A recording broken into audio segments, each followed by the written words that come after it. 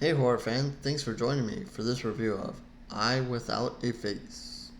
Yes, that's Eye Without a Face. Interesting. Cast and crew information down below.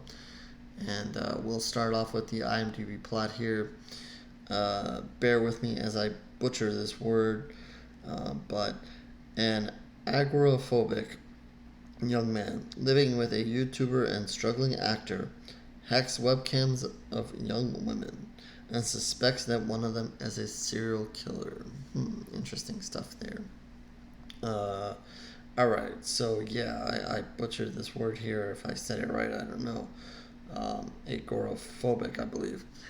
Uh, that basically means, someone who has trouble going outside, is kind of afraid to leave the home, and dealing with other people, which I don't blame them. Anyway, this is a new movie coming out soon, and if not already, and probably be out DVD or digital, one of the two, if not both. So I'll try to be as spoiler free as possible.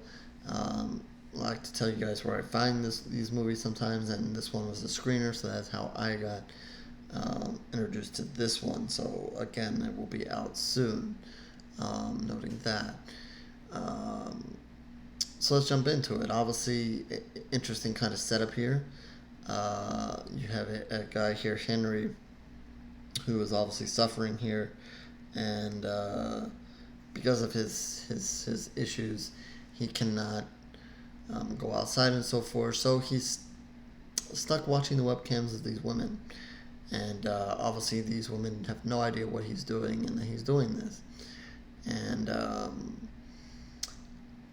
you might be thinking, oh well, he's using it to watch them get naked and so forth, and do naughty things and that, but it's not really the case here. He's not really doing that. Instead, he kind of sees them as his friends, and he's kind of gotten used to each one of them and their personalities and what they do and so forth. And I think you kind of see maybe he likes a couple of them more than others, pays more attention to some than others. But it's more on a friendship level as opposed to just being down outright creepy and taking advantage and watching some nudity. There is one woman who does do her own kind of webcam kind of show, and she puts on a wig and she kind of strips down to her underwear there, but there's no nudity. She never gets naked, so I know that might disappoint some of you, but yeah, she never does. She does do a little bit of teasing. She's doing it like if she's talking to a customer there, so you can take it for what it is. It's a little weird because she's looking straight into the camera, which if you're watching this is almost straight at you, but also straight at Henry. So take it for what it is. But yeah, she has that kind of interaction with the customer, but it's coming right at both Henry and the audience, so it's a little funny. So there's some attention given to her, and there's attention given to another woman who apparently at one point appears to have killed somebody, or at least in Henry's mind she has. And this kind of freaks him out because he didn't expect that. And it's a little unclear how long he's been watching these women. Long enough to kind of get a good feel for them, but obviously if this woman really is doing serial killing, he obviously didn't know it until now. The other half of the story, or the other part of the story, is him having a roommate. Apparently his dad, the story here is his dad has passed away and then left this house, and in order to help pay for it, he needs a roommate. So he has this guy who's an actor and come and live in the apartment as well. And he comes and he goes. He's supposed to be going out looking for acting jobs, but he's not doing a very good job of it. He's probably doing a better job of hooking up with women because he continues to say he goes out on this date and that date and meeting all these women. So that's his story. Eventually, his curiosity, he wants to know what the hell is Henry doing behind this computer, because every time he comes into the room, he sees Henry kind of turn it off or put it away and so forth. Um, Obviously, he mentions that hey Henry, are you watching porn? And obviously that's a huge assumption there, but obviously he's not. So Henry didn't want to, but knows that he can't hide it from him much longer if he's going to stay there. So Henry kind of lets him in on his secret there, and of course this intrigues him some more. And this actor dude wants to know more about these women and what Henry's doing and why he's watching them. And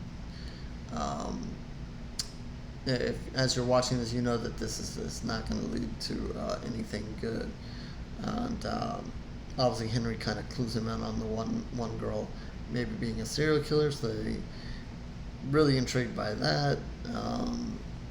And I'll kind of leave it there as far as that is concerned. I don't want, again, to spoil too much. Like I said, as I can say for this, it's kind of an interesting setup there. Him obviously watching.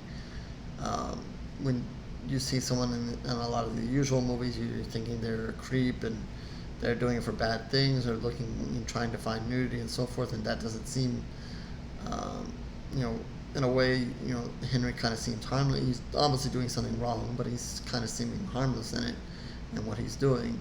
So, you're kind of 50-50 on him, maybe not totally hating on him, even though he is being creepy. But obviously there's something more at play here. And they kind of tease that with you. He goes into the bathroom every once in a while, kind of has these weird kind of stages where he's thinking back at a time with his father.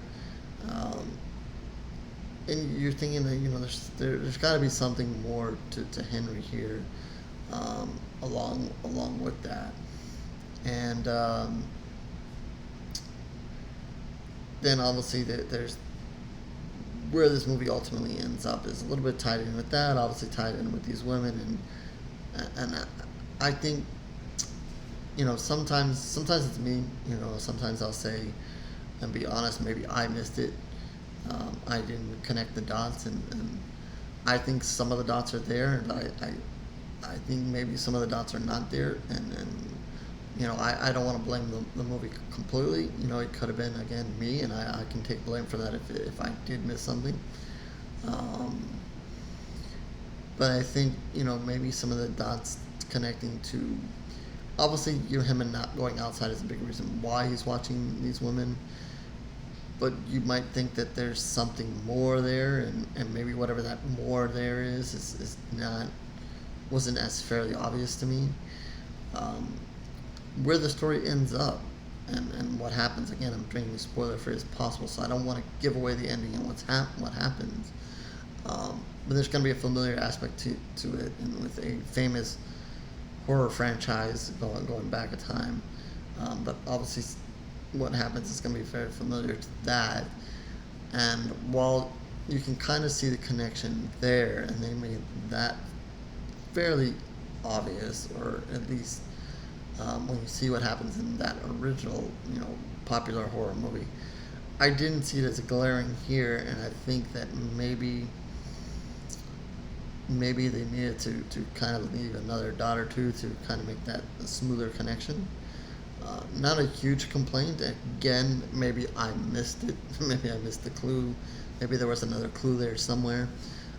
There are some slight clues, but I didn't catch the major one that I guess that was going to put the puzzle pieces all together nicely. Again, not a huge complaint, but I guess something that I would like to see, and if it's there, I apologize, and maybe somebody else caught it. Just to kind of shore up the ending. I liked the ending. It was very dramatic. I think they led you to think it was going to be one way, but obviously something else was going to happen here. So I liked that. That part wasn't as obvious. Maybe didn't like that. Maybe something else should have been more obvious. A little bit back and forth there. I guess another smaller thing, not a huge deal. Maybe if they would just gotten through this a little bit quicker. There's a lot of, the roommate comes, Henry's doing his thing and leaves. Roommate comes and does his thing, back and forth. Maybe if they would have cut one of those out and maybe just moved to it just a little bit faster, or maybe, like I said, maybe instead of doing that, maybe would have focused a little bit on giving you a little bit more of a hint of what was to come, to kind of just make it a more solid ending, more of, hey, okay, I could see that happening, and whatever. Not to say the movie always has to, make it clear as day that's going to happen, but I'd like to at least, go back and see the trail leading to that, and like I said, there's the beginnings of a trail, but maybe not a complete trail there, so I don't know. But yeah, otherwise, I still think it's worth a watch. It has its thing. Like I said, once you get to the ending part, it's very well done, very dramatic. Gets a little crazy, and puts a good punctuation on the movie. Even though maybe you would have liked to have seen it get there a little bit sooner. Maybe it could have done another flashback or something. I don't know. But with that said, I think I'm going to give this one 2.5 pools of blood. And like I said, definitely check it out. It's a new movie. Something that may not be on your radar. Hopefully it is now. And 2.5 pools of blood. That's, of course, out of 5. And horrorscorereviews.blogspot.com is where you can find more reviews, specifically written reviews, but the video reviews are there as well. But if you just want the video reviews, easily subscribe to the channel. Appreciate the support. Twitter, Facebook, information down below as well. We can talk about this movie if you want. Always love talking horror, so if you want to talk about another horror movie, other horror movies there, anything going on in horror. If you want me to review something, great place to reach out to me there as well. Twitter's probably a little bit better than Facebook for me, but whatever is good for you. Also, the comment section. If you're going to see this movie, or if you've seen it, and you want to throw something in there, maybe you connect the dots better than I did, you can mention it there. If you want to reach out to me about something else, there's a good place to do it as well. So with that again was Eye Without a Face. Interesting title again. And I guess we'll be moving on to the next review now. So I'll catch you later, horror fans.